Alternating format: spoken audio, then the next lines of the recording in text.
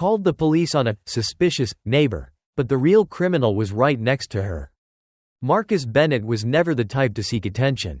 He led a quiet life in a small residential neighborhood in Brooklyn, New York. As a remote software developer, he spent most of his time indoors, only stepping out when necessary and barely interacting with his neighbors. He didn't attend parties, didn't socialize, and never engaged in small talk, which, to some in the neighborhood, made him seem mysterious in some way. Things might have continued this way if not for an unexpected incident one Thursday afternoon. Marcus noticed that his Wi-Fi had become unusually slow, video calls lagged, movies kept buffering, and everything seemed off. At first, he assumed it was an issue with his internet provider, but his gut told him something wasn't right. After checking his router settings, Marcus discovered an unfamiliar device connected to his network. Unlike the usual random device names, this one was deliberately labeled Brooklyn_H01. The site unsettled him. He lived alone and shared his Wi-Fi with no one. Without overthinking, he immediately changed his password and disconnected all unknown devices. It was just a simple action to protect his privacy. But Marcus had no idea that this small decision would soon pull him into a situation he never could have imagined. Across the street, from the window of her house, Linda Peterson, a middle-aged neighbor, watched Marcus with a suspicious glare. She saw him standing in his yard, staring intently at his phone, fingers moving rapidly across the screen. And in Linda's mind, only one thought formed: he's up to something shady. Without hesitation, Linda picked up her phone and dialed 911. Linda Peterson had never liked Marcus Bennett. Not because he had done anything wrong, but simply because he was different. He never attended neighborhood parties, never engaged in small talk, and always kept his distance from others. To Linda, that was enough to make him suspicious. And today was no different. As she glanced out her window, she saw Marcus leaning against the wall of his house, eyes glued to his phone, fingers moving rapidly across the screen. But it wasn't just the action itself that unsettled her, it was the feeling in her gut. What is he doing? Why does he look so sneaky? Linda had no evidence, only a vague intuition that Marcus couldn't be trusted. He never made an effort to be friendly, never participated in community events, and didn't even bother to greet her when they crossed paths. A person like that had to be hiding something. In her mind, a scenario began to take shape. Marcus was hacking into something. Maybe it was the neighborhood's security system. Maybe someone's bank account. Or, worse, her personal information. She bit her lip, her heartbeat quickening. Linda wasn't the type to make a fuss over nothing. But she also couldn't just sit back and let a potential criminal operate right in front of her eyes. Without another thought, she picked up her phone and dialed 911. "I'd like to report a suspicious person." Her voice was low but urgent, as if she had just uncovered something dangerous. "What is this person doing?" The dispatcher's voice came through the line. Linda glanced back at the window, watching as Marcus remained in place, still typing away. He's doing something on his phone. But something doesn't feel right. He keeps looking around, then back at the screen. He looks like he's hacking into something. The dispatcher hesitated. Is he threatening anyone or engaging in any dangerous behavior? Linda blinked. She couldn't say yes, but she felt the danger. "I don't know, but I think you should check it out. I have a bad feeling about this." The dispatcher let out a small sigh but logged the call. Within minutes, a police car was dispatched to the scene. Meanwhile, Marcus remained completely unaware. He was simply changing his Wi-Fi password, a completely normal, harmless action. But what he didn't realize was that, because of one woman's assumptions, he was about to be caught up in an investigation he never saw coming. Marcus had just finished entering his new Wi-Fi password when the sound of police sirens echoed in the distance. He looked up, frowning. The sirens grew louder until a patrol car slowly pulled up in front of his house. "What the hell is this?" Marcus thought. Two officers stepped out. One was Detective Robert Hayes, a tall, broad-shouldered man with a neatly cropped haircut and a serious expression.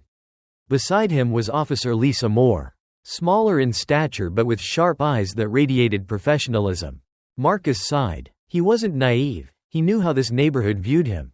A black man, reserved, private, not the type to mingle. It wasn't surprising that someone had called the cops on him for simply minding his own business. Hayes approached. one hand resting near his belt, not on his gun, but close enough to send a message. "We're watching you. Sir, we received a report about suspicious activity. Can you explain what you were doing?" Marcus frowned. "Suspicious?" he repeated. "I was just changing my Wi-Fi password." Hayes glanced at Officer Moore, who jotted something down in her notepad. "Can you prove that?" Marcus clenched his jaw. "Seriously? I'm standing in my yard, on my phone, working on my Wi-Fi, and I need to prove it?" Before Hayes could respond, a shrill voice cut through the conversation. "He's lying." Marcus turned to see Linda Peterson standing on her porch, arms crossed, eyes filled with suspicion and fear. "He's always been suspicious," Linda continued, her voice firm. "He was standing there for minutes, typing on his phone and looking around like he was hiding something. I told you he couldn't be trusted." Marcus stared at Linda in disbelief. "You're accusing me just because I was standing in my own yard?" Linda shrugged, unbothered. "My instincts are never wrong." Officer Moore turned to Linda. "Ma'am, do you have any actual evidence that Mr. Bennett is doing anything illegal?" Linda hesitated for a fraction of a second but then doubled down. "No solid proof, but I know something isn't right." Hayes sighed. He had dealt with calls like this before, where gut feelings replaced real evidence. But protocol was protocol. "Mr. Bennett," Hayes said, turning back to Marcus, "just to make sure nothing unusual is going on, would you mind if we check your router?" Marcus gripped his phone tighter. He knew he had every right to refuse. This was his home. And they didn't have a warrant. But he also knew that refusing could escalate things. He took a deep breath and nodded. "Fine, but I'm telling you now, you're wasting your time." Marcus opened his phone settings, pulled up the list of connected devices, and handed it to Hayes. And at that moment, something shifted in Hayes's expression. On the screen, among Marcus's familiar devices, one name stood out. Brooklyn_H01, still connected. Officer Moore narrowed her eyes. "Mr. Bennett, do you know whose device this is?" Marcus shook his head. "Not mine. I noticed it on my network a few minutes ago.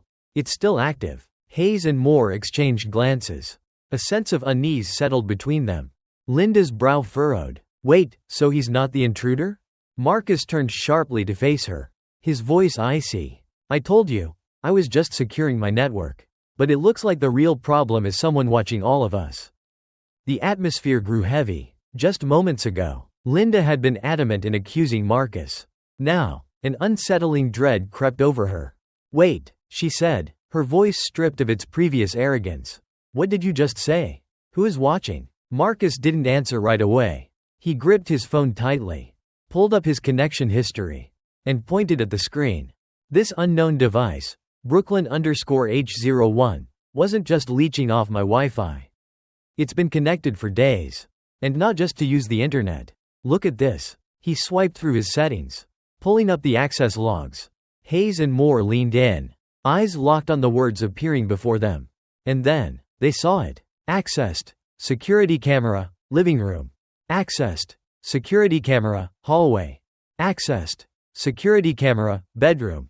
Officer Moore's head snapped up, her expression sharp with alarm. "Wait, are you saying someone hacked into your security cameras?" Marcus nodded, his jaw tight. "Not just mine." He tapped another file. This one containing a list of IP addresses the rogue device had accessed. Some belonged to Marcus's network, but others didn't. "Look at this," Marcus said, his voice low. At least 5 other networks in the neighborhood were infiltrated the same way. Linda took a step back, her face draining of color. "No, that's not possible." "Oh, it's possible," Marcus said, his anger now replaced by something graver. "And I'd bet every one of these houses has security cameras just like mine." Hayes clenched his teeth and turned to Moore. "We're not dealing with simple Wi-Fi theft anymore. This is illegal surveillance." Moore gave a sharp nod and immediately reached for her radio. "Dispatch. We need cybercrime investigators on site. We're looking at a case of unauthorized home surveillance." Meanwhile, Linda remained frozen, her heart pounding. "Wait, you said multiple houses were being watched." She stammered. Does that include mine?" Marcus didn't answer. Instead, he locked eyes with her, then slowly tapped another file. A video feed appeared on his screen. Linda's breath caught in her throat. The image was unmistakable, a dimly lit hallway, one she knew all too well. The camera panned slightly, then switched to a living room. A familiar cream-colored sofa came into view. Linda's hands flew to her mouth. "Oh my God, that's my house." Her knees nearly buckled. She clutched her stomach as if she might be sick. Someone's been watching me?" Marcus nodded. "And not just you." The weight of the revelation settled like a crushing force over all of them. What had started as a simple misunderstanding had now turned into a full-blown nightmare. But the biggest question remained unanswered. Who was behind all of this? The room was swallowed by silence. Linda stood frozen, her face drained of color. Eyes locked onto Marcus's laptop screen. The security camera footage of her own home played in front of her, clear. Unmistakable. Every corner of her living room, her hallway, even her bedroom was there. She trembled. This can't be happening." Linda stammered, gripping the edge of the table for support. How is this possible? Who would do this?" Marcus didn't answer right away. Instead, he quietly pulled up another file, the connection logs. Detective Hayes leaned in, his eyes narrowing as a string of IP addresses scrolled across the screen. And then, something familiar appeared. "Wait a second?" Officer Moore's voice was laced with disbelief. "These logs, this data isn't being sent to some remote location. It's not going to a foreign server or an outside hacker." Marcus nodded grimly. His voice was low. "It's being sent to a house, right here in this neighborhood."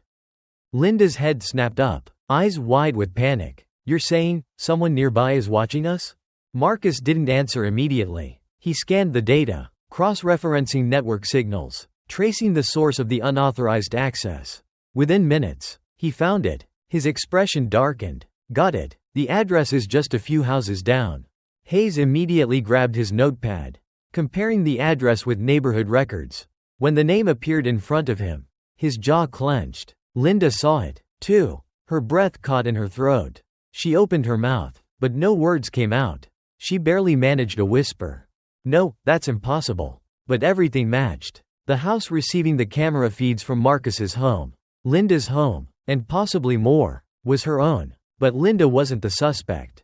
Marcus took a deep breath before speaking again, his voice careful, almost reluctant. "The device receiving the data is inside your house, Linda, and that device belongs to Brandon." The name hit her like a thunderclap. Brandon Peterson, her 22-year-old nephew. The college student she had taken in months ago. The young man she had trusted without question. The one she had never suspected. And yet, every trace of evidence led back to him. Linda staggered, clutching the back of a chair to keep herself upright. No, that's not possible. He would never. But no one reassured her. No one told her she was wrong. Because the truth was undeniable. Hayes clenched his fists, his expression dark and resolute. "We need to talk to Brandon. Right now." Linda led the officers to her house, each step feeling heavier than the last. Her heart pounded so violently it felt as if it might burst from her chest. She still couldn't believe it. Brandon? The polite, well-mannered nephew she had cared for all this time? The one she had trusted without question? And yet, every piece of evidence pointed directly at him. Marcus started to follow, but Detective Hayes raised a hand to stop him. "You should stay here," he said. "We'll handle this." Marcus clenched his fists, his teeth grinding in frustration. He had uncovered this entire operation, but now he was being forced to stand aside. Still, he knew pushing back would only make things worse. So he gave a stiff nod. "Fine, but you better get to the bottom of this." And with that, Hayes, Moore, and Linda stepped into the Peterson house. Blank. Inside, everything was still. Linda swallowed hard, drawing in a shaky breath. She walked to the foot of the stairs and called out, "Brandon, come down here right now." No response. Hayes and Moore exchanged glances before stepping forward. They weren't waiting. Moore rested a hand on the firearm at her hip as Hayes pounded against the staircase railing. "Brandon Peterson, this is the police. We need to speak with you, right now." For a moment, silence. Then, a sound. A faint creaking noise, like a chair being pushed back. Then, slow footsteps. A door upstairs eased open. Brandon emerged, his face marked with surprise, but not the kind of surprise an innocent person would have. No, this was the kind of shock at being caught. His eyes darted between the people standing below, and he swallowed hard. What's going on? His voice was tense, almost wary. Linda stared at him, her hands trembling. What's going on? She echoed, her voice shaking with both anger and fear. Brandon, the police have evidence that someone in this house hacked into our neighbor's security systems. And they're saying the IP address receiving the data is yours. Brandon's face drained of color. But he didn't panic. He didn't shout in denial. He didn't immediately protest. He just stood there, silent. And that silence said everything. Blank. Blank. Detective Hayes took a step forward.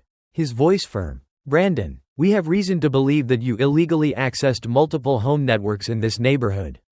Hacked into security cameras. And monitored people's private lives without their consent. Brandon's lips pressed into a thin line. His fists clenched at his sides. As if he were fighting an internal war. Do you have anything to say for yourself? Officer Moore asked. Her eyes locked onto him. A moment passed, then another. And finally, Brandon exhaled sharply. I didn't mean any harm, he said, his voice barely above a whisper. Linda felt her heart plummet. Brandon, you really did this? Her voice cracked. Brandon said nothing, but his silence was the clearest answer of all. The air in the house felt heavier than ever. Linda stood frozen, her hands trembling as the reality sank in.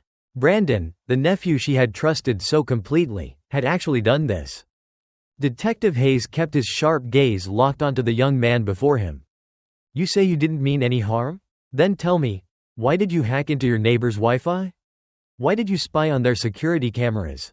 Brandon lowered his head, avoiding eye contact, his lips pressed tightly together, his fingers unconsciously clenching at his sides. At first, it was just a joke, he murmured. Linda sucked in a shaky breath, trying to steady herself. A joke? She repeated, her voice laced with both pain and anger. You think watching people in their own homes is a joke? Brandon tightened his fists but still wouldn't meet her eyes. I didn't think it would go this far. Go this far? Officer Moore's voice was sharp.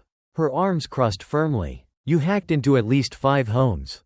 You watched people's private lives without their knowledge. And you think this was just a game? Brandon opened his mouth, as if to defend himself, but no words came. Hayes took a step forward, his tone dropping into something colder, firmer. Tell me, Brandon, when did this start? Brandon swallowed hard. He hesitated for a long moment before exhaling deeply. About 2 months ago. Linda swayed on her feet, as if the words had physically struck her. 2 months. For 2 months, there had been a voyeur living under her own roof. And she had never suspected a thing. At first, I just wanted to see if I could hack into someone's Wi-Fi. Brandon admitted, voice barely above a whisper. I saw a video online. It showed how to create a fake access point to trick people into connecting. I tried it, and it worked. He inhaled sharply before continuing. At first, I was just messing around, testing what I could access. But then I realized some houses in the neighborhood had security cameras linked to the internet. And I got curious. Linda's head spun. Curious? Her voice cracked. You were curious, so you spied on people? Brandon clenched his fists, staring at the floor. I didn't think I'd get caught. A scoff broke the silence. It was Marcus. He had been standing quietly, observing everything, but now, his voice cut through the tension like ice. Didn't think you'd get caught? His tone was cold. Did you ever think about what you were actually doing? That you were violating people's privacy? That you were invading their homes? Brandon bit his lip, his shoulders trembling slightly. At first, I only watched the harmless stuff. Like the living room, the front yard. But then, I realized I could access people's bedrooms too. And I couldn't stop. Linda staggered back, her breath catching in her throat. She exhaled shakily. You're telling me that for 2 months. You've been watching people inside their own homes? Brandon didn't respond. He didn't need to. Everyone in the room already knew the answer. Blank. We can't let this continue. Hayes muttered, reaching for his handcuffs. Brandon Peterson, you're under arrest for unauthorized computer access and illegal surveillance. Brandon's eyes widened in panic. Wait, no, please. I wasn't hurting anyone. I was just curious. But it was too late. Officer Moore stepped forward, securing the cuffs around his wrists. Linda turned away, silent tears streaming down her face. She had falsely accused Marcus. But the real danger had been inside her home all along. The house was suffocatingly silent as the handcuffs locked around Brandon's wrists. He lowered his head, his whole body trembling as the weight of his actions finally sank in.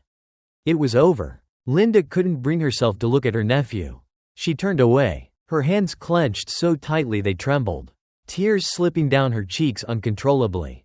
How could she accept that the very person she had protected, raised, and trusted had betrayed not just her, but the entire neighborhood?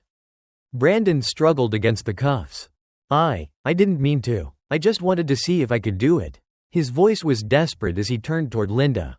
Aunt Linda, please, say something. But she couldn't. How could she possibly defend him? How could she stand by him, knowing what he had done?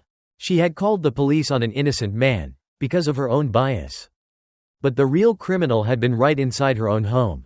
Officer Moore held Brandon steady while Detective Hayes stepped forward, his expression hard as stone.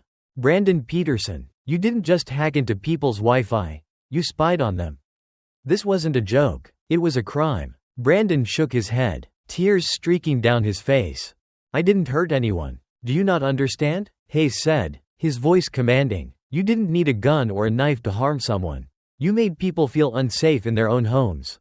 You violated their privacy. You invaded their lives. Brandon's breathing grew ragged. His regret was evident, but it was too late. Moore pushed him toward the door, guiding him toward the waiting police car parked outside. As they stepped outside, Marcus was still there, arms crossed, watching everything unfold with a cold, unreadable expression. Brandon caught his gaze and couldn't bear it. Mr. Bennett, I'm so sorry. Marcus didn't say a word. He simply stared at him, his eyes sharp like a blade. Because no apology could undo what Brandon had done. Take him away, Hayes ordered. Moore nodded and pushed Brandon into the police car. The door slammed shut, and Brandon lowered his head, knowing there was no escape. Blank. Blank. Linda stood frozen, feeling as if her legs would give out. As the police car pulled away, she finally turned toward Marcus.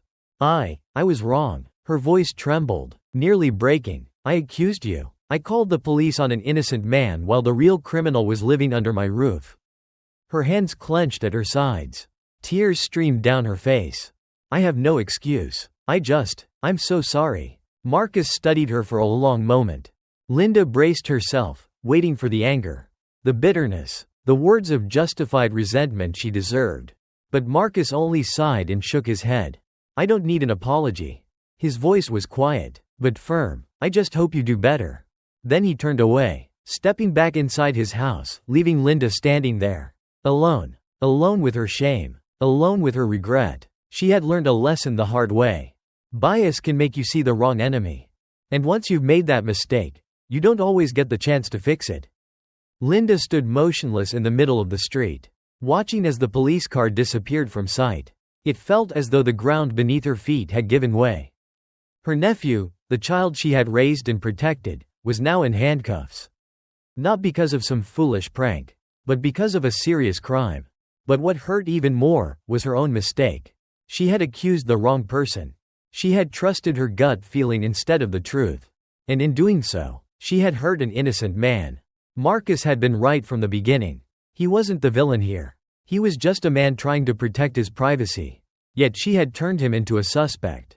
Targeted him based on nothing but suspicion. She couldn't erase the memory of his final words to her. I don't need an apology. I just hope you do better. Blank. A few days later, the neighborhood was different now. News of Brandon's arrest spread quickly. Everyone was shocked to learn that the hacker invading their privacy wasn't a stranger. It was a college student living right among them. Some neighbors were horrified at the thought that they might have been watched in their own homes. Others rushed to update their security, change their Wi-Fi settings, and be more cautious about their smart devices. But no one felt more guilt than Linda. She realized that her neighbors no longer looked at her the same way. Before, she had been a respected member of the community, someone who always kept an eye on what was happening. But now, whenever she stepped outside, she could feel the glances, hear the whispers behind her back. No one said it outright, but she knew what they were thinking. She had been wrong. She had called the cops on an innocent man. She had let her prejudice hurt someone who had done nothing wrong. And now, people were looking at her the same way she had once looked at Marcus. She understood what that felt like. And it was horrible. Blank. Underscore. Blank. An evening of reckoning. One late afternoon, Linda made a decision. She walked to Marcus's house. Standing in front of his door, she took a deep breath.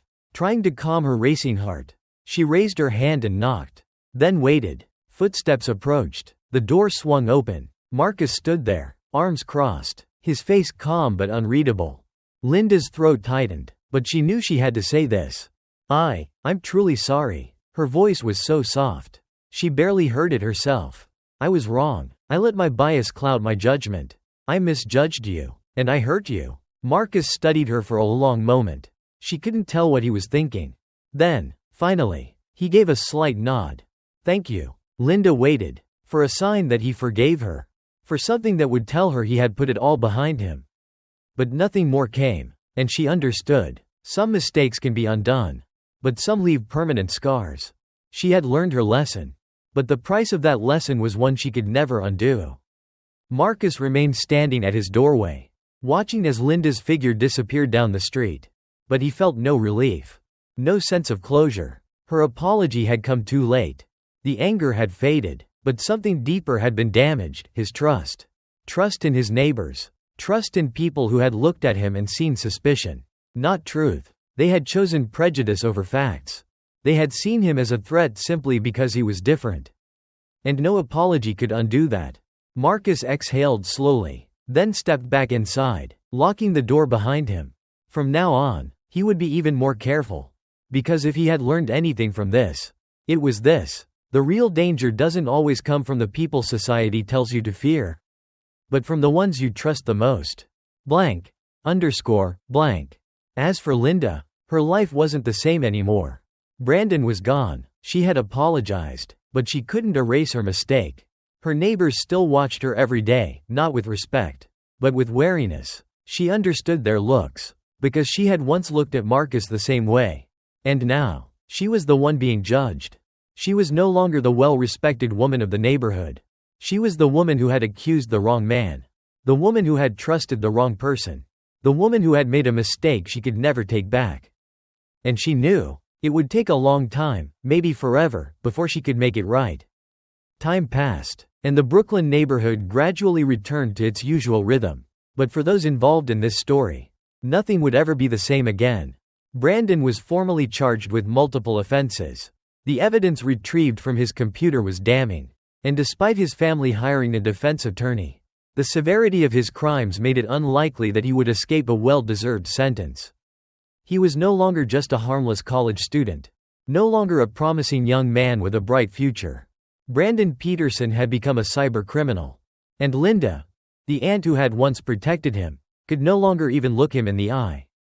No matter how much she had loved him, she could never forgive what he had done. Because the worst betrayal is when the person you trust the most is the one who hurts you. Blank. Underscore. Blank.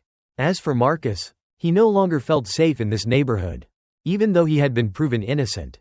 The way Linda, and likely others, had so quickly assumed the worst about him had left a scar.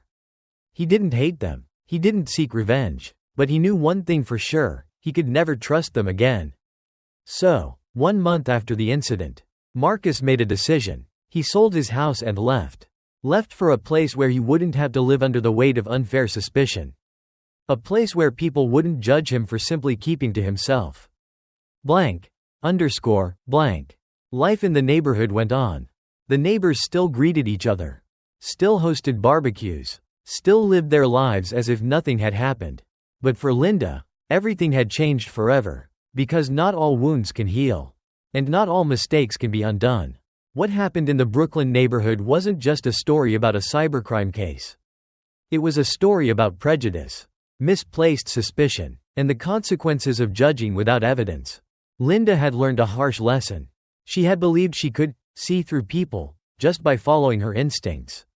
She had convinced herself that Marcus was suspicious simply because he was reserved, while Brandon was harmless simply because he was her nephew. But reality had slapped her in the face. She had doubted the wrong person. And she had trusted the wrong person. Marcus was innocent, Yet he had suffered under the weight of judgmental stares.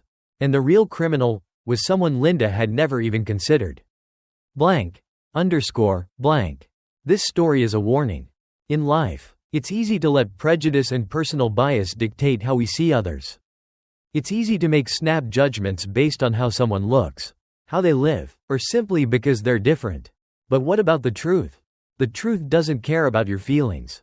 The truth doesn't change just because you think you're right. And sometimes, the most dangerous truth is the one you ignore, because you were too busy looking in the wrong direction. Blank. Underscore. Blank. So, are you sure you're seeing people for who they really are? Or are you, like Linda, being deceived by your own bias?